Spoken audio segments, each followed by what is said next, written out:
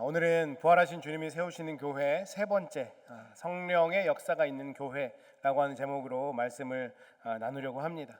저희가 첫 번째 주에는 기다리는 교회라고 하는 제목으로 하나님께서 교회를 세우시는데 조급한 사람의 마음에 세우시는 것이 아니라 주님의 약속을 믿고 기다리는 자들 위에 주님의 교회를 세운다라고 말씀을 나눴고요. 지난 주일에는 하나님의 뜻이 세워지는 교회라고 하는 제목으로 정말 한 마음으로 또 기도하는 공동체 위에 하나님께서 하나님의 교회를 세워 가신다라고 말씀을 나누었습니다. 그리고 오늘 세 번째로 이제 저희가 사도행전 2장 전반부의 말씀을 가지고 함께 말씀을 나누려고 하는데, 이제 사도행전 2장으로 넘어오면 그 기다림이 끝이 나고 기도의 열매가 맺고 그 약속이 현실이 되는 장면이 펼쳐지기 시작합니다.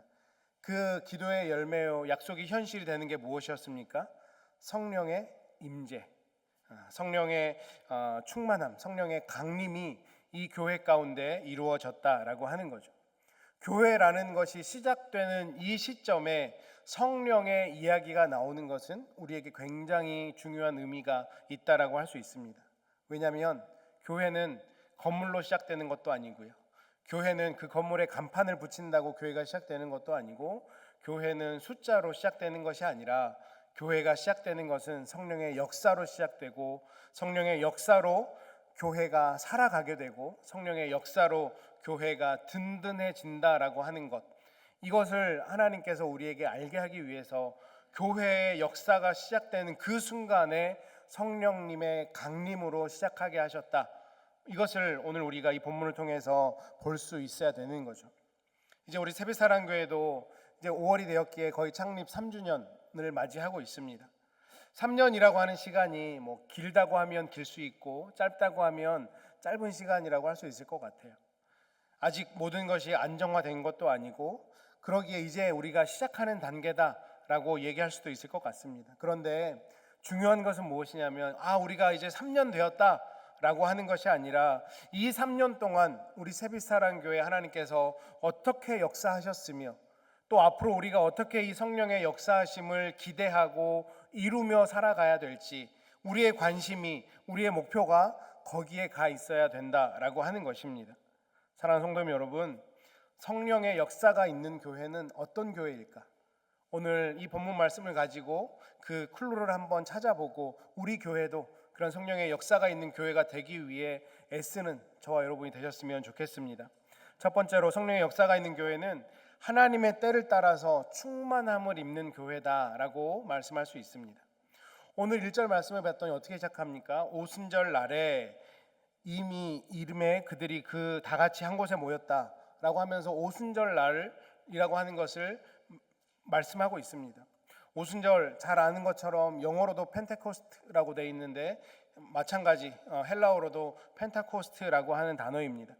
이 단어는 50번째라고 하는 뜻이 있어요. 그래서 오순절이라고 부르는 거거든요. 그런데 이 오순절에 원래 유대력으로 오순절에 이스라엘 백성들이 하던 일은 무엇이냐면 추수의 첫 열매를 감사함으로 절기를 드리는 겁니다. 밀을 수확하고 그 밀을 드림으로 하나님 앞에 감사했던 그런 날이었어요. 그런데 하나님께서는 이 절기를 단순히 농사의 절기로 끝내는 것이 아니라 구속사의 새로운 전환점으로 사용하셨다라고 하는 거죠. 첫 열매의 절기에 성령을 부으심으로 교회가 영적인 추수가 시작되었다라고 하는 의미를 우리에게 주신 것입니다. 정말 중요한 것은 무엇이냐면 이 성령 강림이 사람이 계획했던 때가 아니라 하나님이 정하신 때, 그것이 오순절이었고 그때 성령님이 임했다라고 하는 거죠. 제자들은 사실 이 타이밍을 잘 몰랐습니다. 그런데 하나님은 하나님의 계획 가운데 하나님의 타이밍에 성령 강림을 부어주시고 교회를 세우시고 교회의 열매들을 맺게 하신 거다라고 하는 것이죠. 우리가 신앙생활 하다 보면 힘든 게 바로 이 지점 아닐까요? 그 하나님의 때를 잘 모르는 거, 이게 사실 신앙생활 하면서 많이 힘든 것 같습니다. 왜 하나님 아직까지도 이렇게 제가 힘이 들까요? 왜 이렇게 늦어지는 걸까요? 하나님, 왜 우리 교회는 3년이나 지났는데 아직도 더 크게 부흥하지 못할까요? 하나님, 왜 우리 가정은 이렇게 오랜 동안 신앙생활을 하는데 제자리 같고 변화가 이렇게 어려운 걸까요? 라고 하는 그런 마음들이 우리 신앙생활을 어렵게 하지 않습니까? 그런데 오늘 성경은 하나님의 일은 하나님의 때에 정확하게 이루어진다라고 하는 것을 우리에게 말씀하고 있는 것입니다.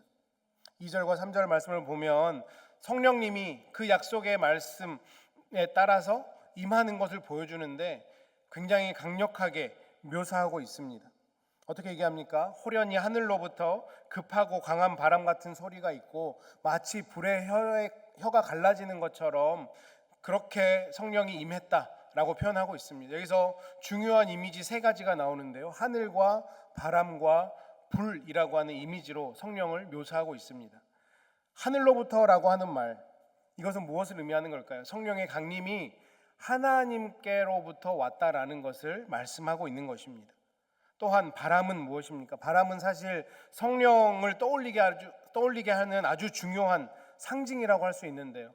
바람이라고 하는 이 단어는 히브리어로는 루아흐라고 하고요. 하나님께서 사람의 코에 생기를 부어 넣었다 할 때 그 생기가 루아흐거든요. 숨이라고 하는 그 단어. 헬라어로는 푸뉴마라고 합니다. 마찬가지의 뜻이에요. 영혼, 숨, 바람 이런 뜻이 있는 단어입니다.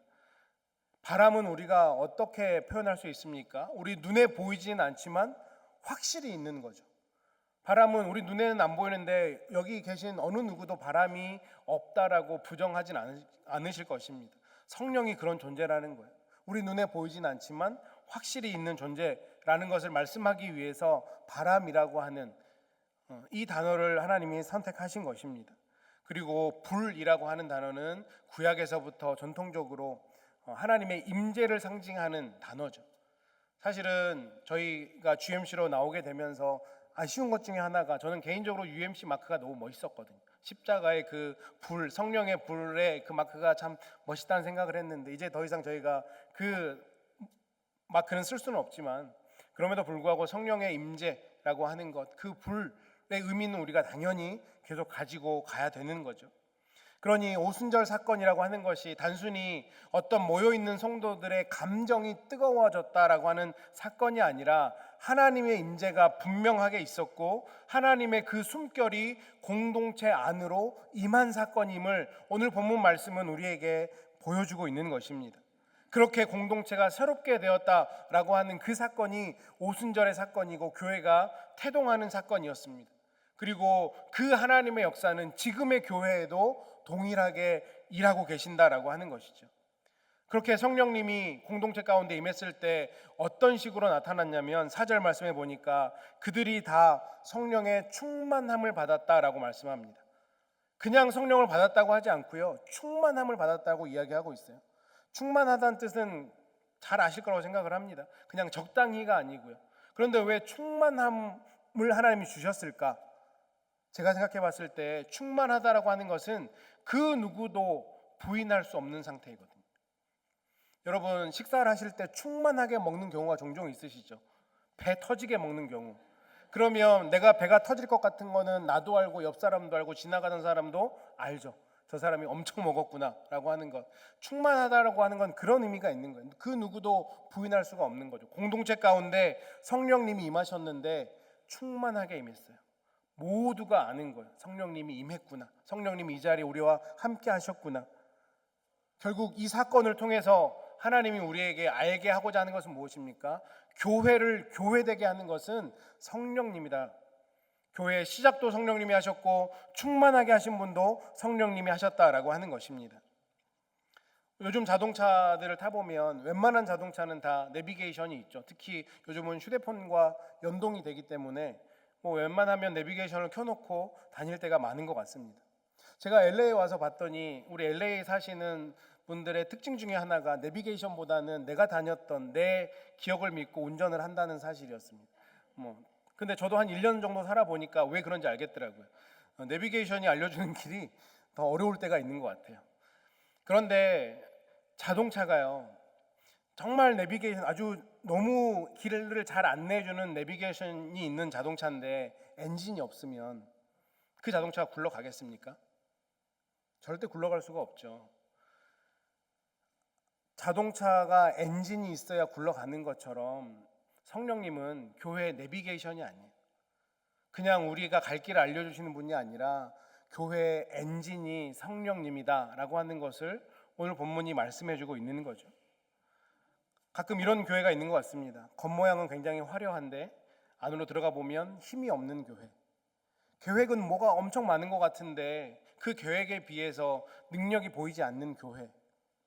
행사는 엄청 많은데 그 교회가 그 행사 때문에 변화되지 않는 그런 교회.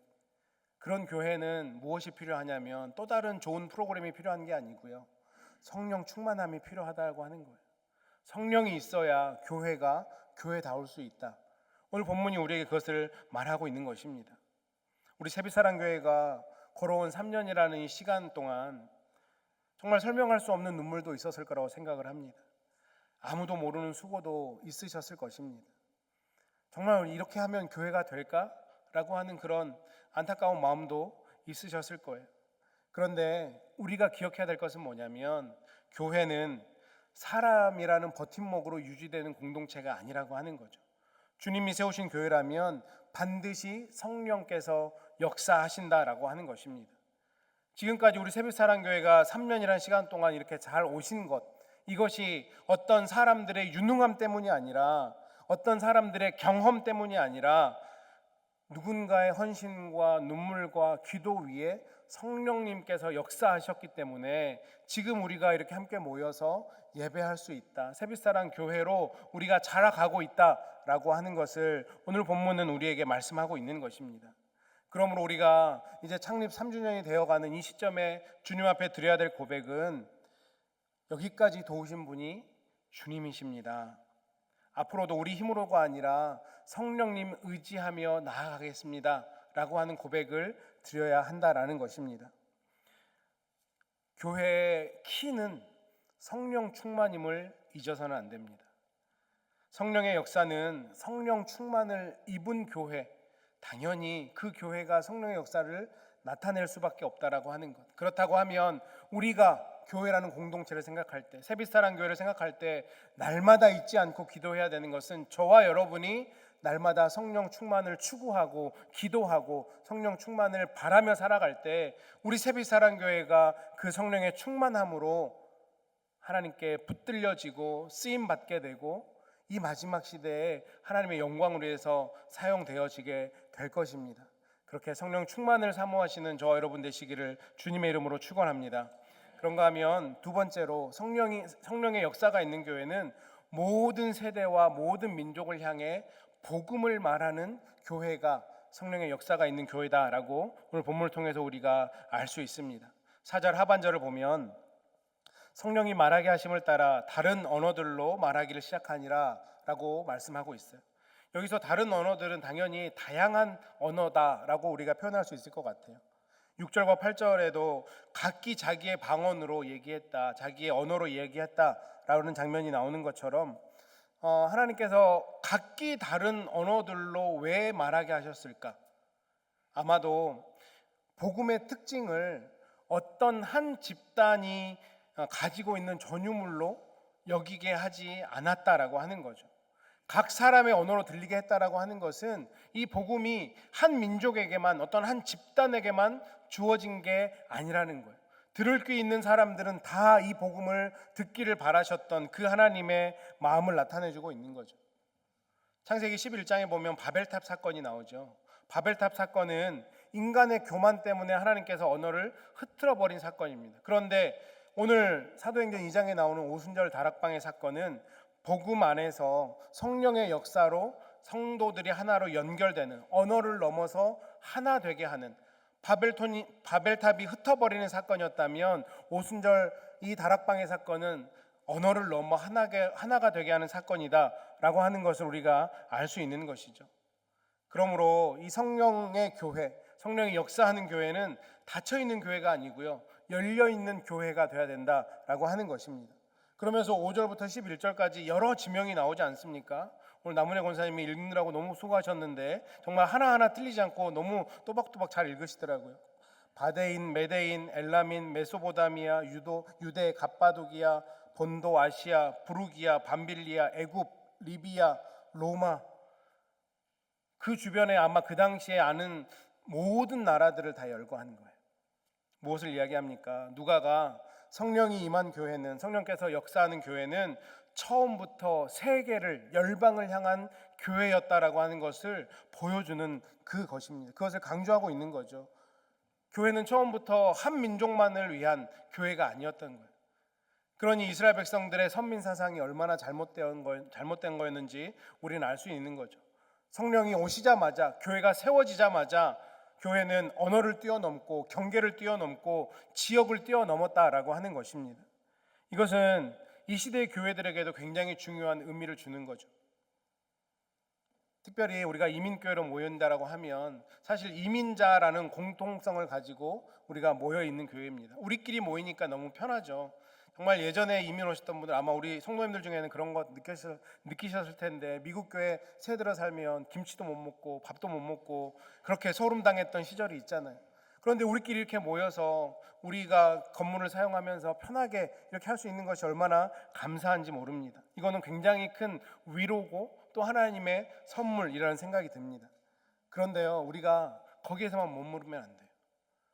우리 한국 사람들끼리 모여서 예배하니까 너무 좋다. 편한 언어로 예배하고 알아듣는 말로 예배하고 음식도 마음껏 먹을 수 있고, 그건 하나님이 주시는 선물인데요. 왜 하나님께서 그 선물을 주셨느냐? 여기에 멈춰 있으면 하나님의 마음을 다 이해하지 않는 거고요. 성령의 역사가 있는 교회는 그런 편안함을 넘어서 하나님의 사명을 감당하는 교회가 되어야 된다고 하는 거죠. 그런데 그 사명이 무엇입니까?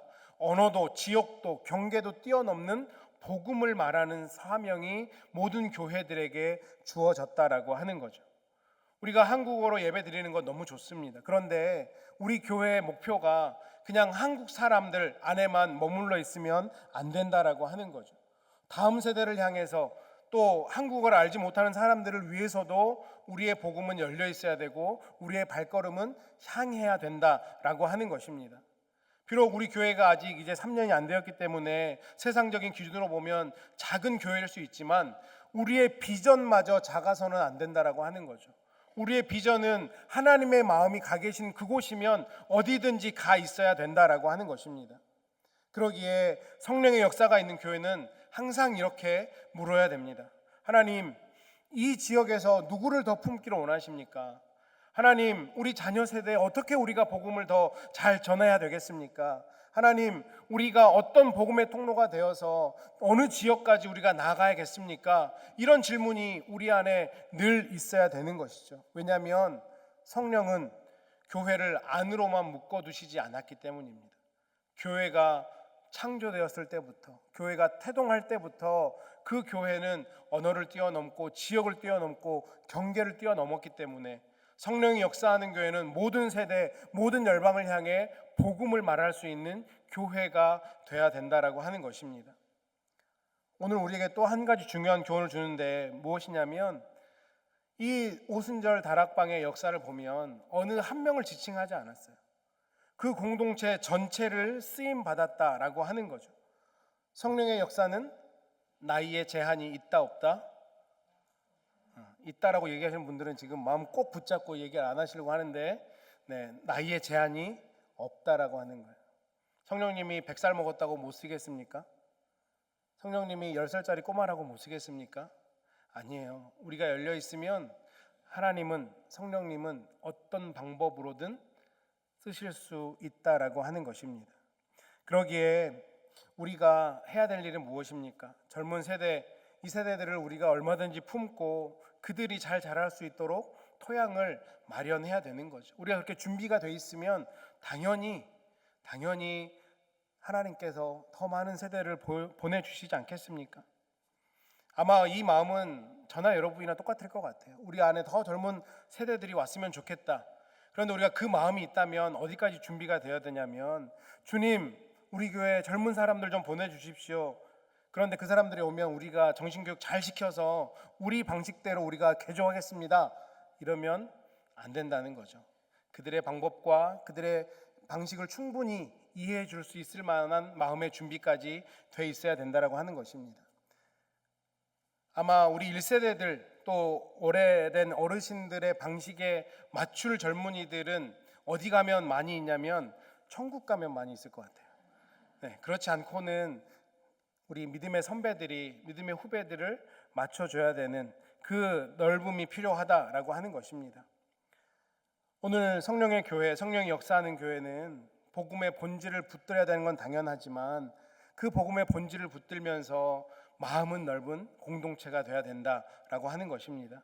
8절 말씀의 질문이 굉장히 중요하다고 할 수 있는데요. 8절 말씀에 보니까 우리가 다 우리의 각 언어로 하나님의 큰 일을 듣게 되는 것이 어찌 됨이냐 이렇게 말씀하고 있어요.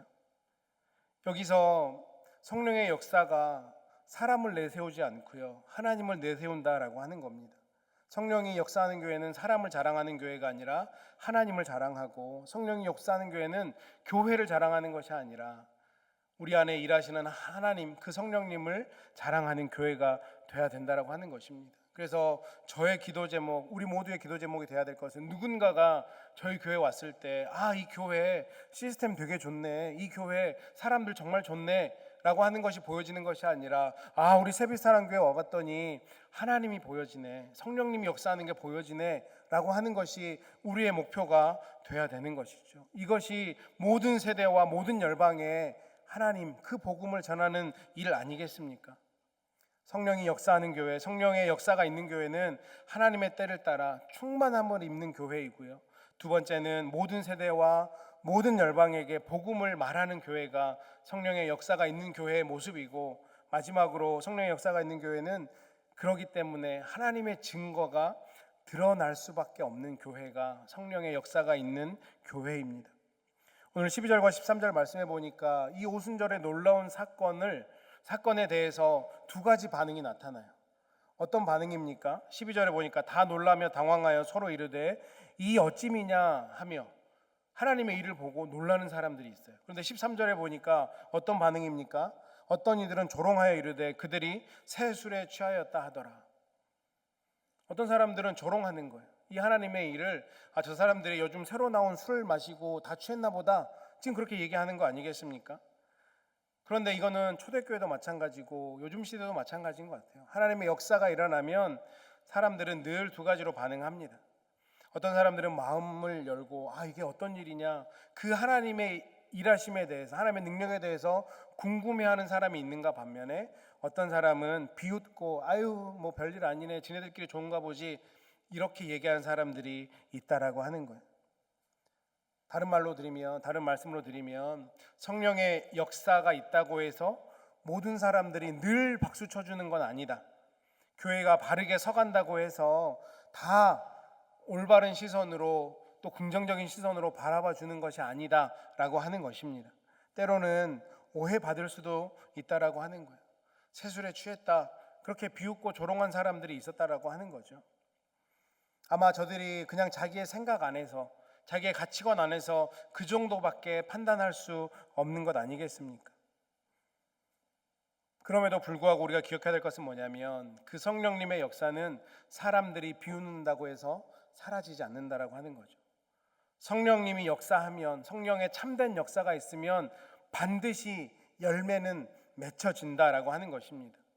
잠깐 뜨거운 것과 성령의 역사는 다른 거예요. 진짜 성령의 역사가 일어나면 어떻게 됩니까?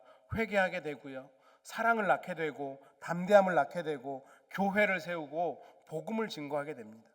이게 성령의 역사인 거예요.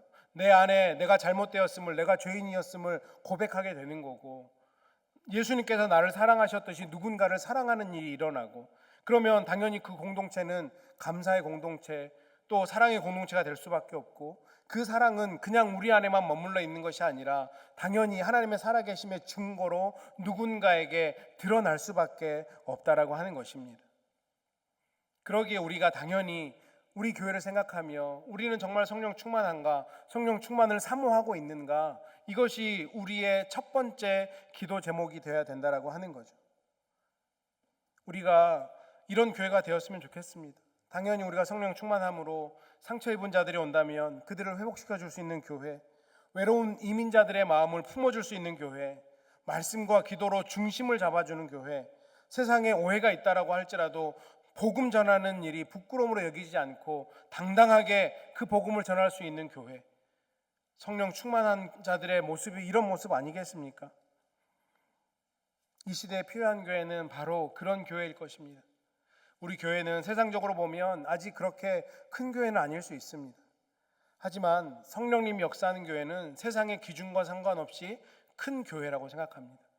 우리가 큰 교회가 될 수 있는 방법은 그 성령의 충만함을 구하고 우리가 그 성령 충만을 받는다면 세상의 기준이 아니라 하나님 나라의 기준으로 큰 교회가 될 수 있고 그렇게 크게 쓰임 받을 수 있다라고 하는 것입니다.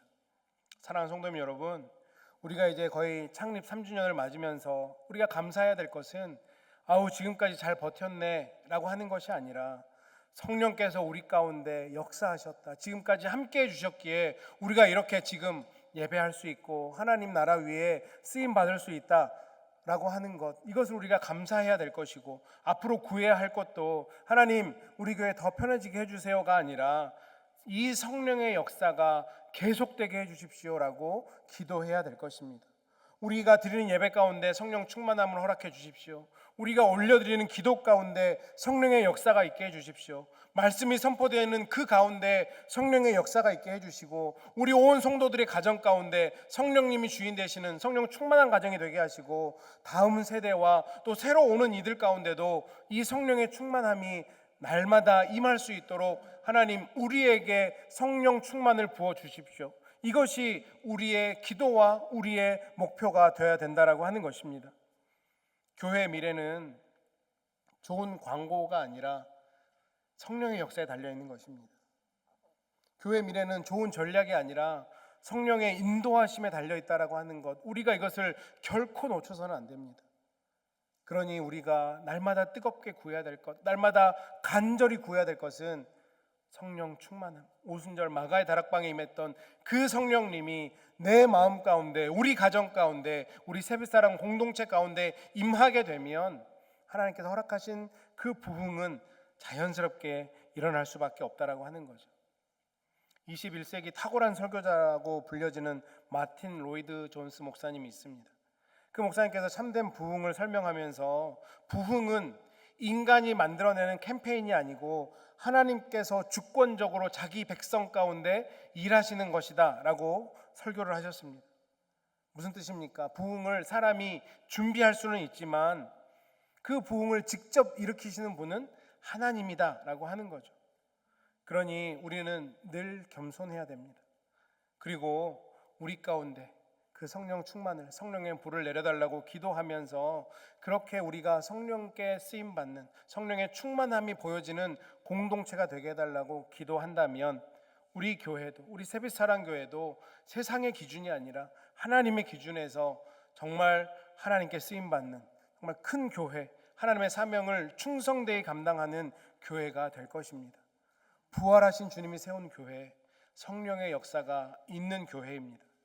그 성령의 역사가 있는 교회는 하나님의 때를 따라 그 충만함을 입는 교회이고요, 모든 세대와 모든 열방을 향해서 복음을 말하는 교회이고 세상의 오해 속에서도 하나님의 증거를 드러내는 교회가 성령의 역사가 있는 교회이기에 우리 교회도 이제는 그 성령의 역사를 사모하고 성령의 충만함을 기도함으로 그렇게 주님께 쓰임받고 세상에 하나님을 드러내는 저와 여러분 되시기를 주님의 이름으로 축원합니다.